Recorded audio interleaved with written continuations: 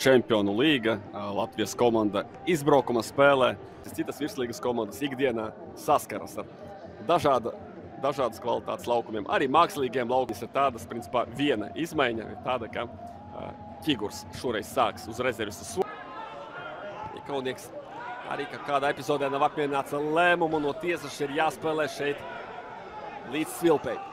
Emersons, vēlreiz kreisais flanks, tāpat kā Rīgā. Kreisais flanks strādā labāk. Emersons kās par vārtu golu un trāpa pašā vārtu stūrī.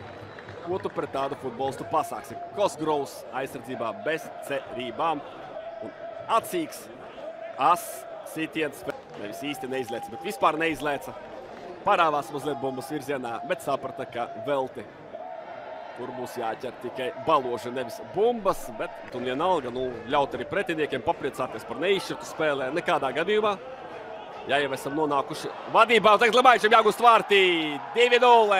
Rupja iepriekšā spēle uzsāka rezervē, izmanto šo iespēju un gūst vārtus. Ļoti rupja kļūda, manuprāt, tas Aivs. Rendels, lūk jums Londonas Arsenālu.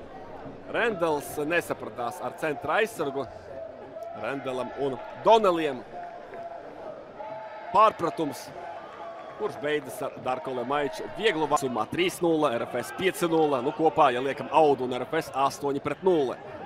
Pret Fēru salu komandu un pret Ziemeļīrijas čempionu Ikaunieks tāls ir 3-0. Iedomāties, ka pēc puslaika būsim priekšā 3-0, vēl jau vairāk pēc 35 spēlētām minūtēm. Es to neiztēlotos. Fergusonam, manuprāt, nebija neviena vārtu glābšanas seiva, manuprāt, arī joprojām nav. Visi trīs sitieni, kas ir bijuši precīzi. Mazliet pretkustībā Fergusons pats sevi noķer. Domāja, ka šis sitiens bija ņemams. Jānis netrāpa pašā. Izlose notika jau ļoti saulaicīgi. Vēl pirms RFS un Lārna tikās Rīgā. Čempionu līgas 2. kārtā. RFS, ja nevien neielaidīs tagad 6 bezatbildes vārtus. Vai varbūt arī 7, jo Reklā ir 7 dažādi vārtu guvēji. Vienkārši wow!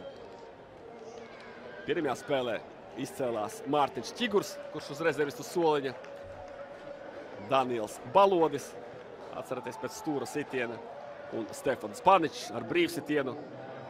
Tad šie 3 vārtu guvēji šodien jauni varoņi, pilnīgi citi vārtus gūšie spēlētāji. Emersons,